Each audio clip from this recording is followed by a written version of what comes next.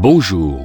Passion Asie vous souhaite une bonne journée riche d'énergie et de paix. L'Asie est le berceau de bouddhisme et c'est toujours le continent qui pratique le plus de bouddhisme. On vous parle de cette religion en cette vidéo. Précisément, les écoles du bouddhisme. Le bouddhisme est l'une des religions les plus anciennes au monde. Cette religion est pratiquée par un grand nombre d'adeptes dans de nombreuses régions du monde, en particulier les pays d'Asie du Sud-Est. Il faut savoir que le bouddhisme n'a pas cessé de faire des progrès et de se propager partout à travers le monde. Cette propagation a permis la naissance de nouvelles pensées et de nouvelles philosophies qui ont été rattachées aux croyances et pratiques bouddhistes. Cela a conduit à l'élaboration et l'évolution des différentes écoles du bouddhisme et des sous-écoles bouddhistes. Les principales écoles connues sont la Theravada, la Mahayana et la Vajrayana.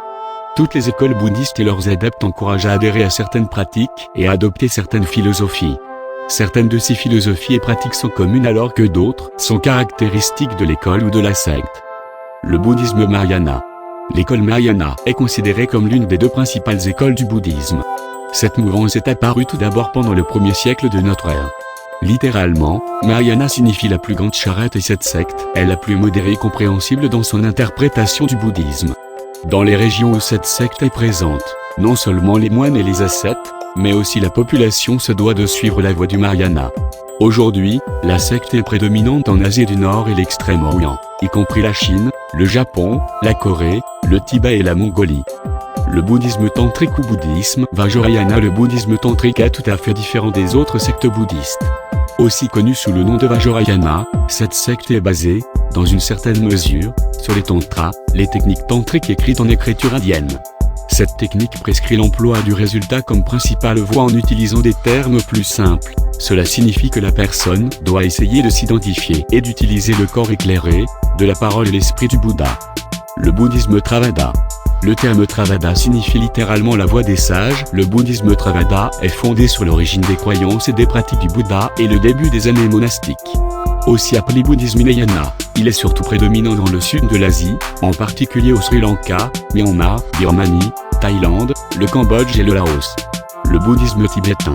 Le bouddhisme tibétain est aujourd'hui le symbole de la doctrine bouddhiste et des institutions présentes au Tibet, la région de l'Himalaya, la Mongolie, la Bouriatie, Tuva, Kalmoukie, Russie et de la Chine du Nord. Il est également connu sous le nom de Vajrayana. Le bouddhisme occidental. Les comtés de l'Ouest ont vu l'émergence du bouddhisme aux alentours du 19e et 20e siècle. Les chercheurs ainsi que les colons ont été fascinés par le bouddhisme et ont décidé de s'y investir en y apportant leurs pensées.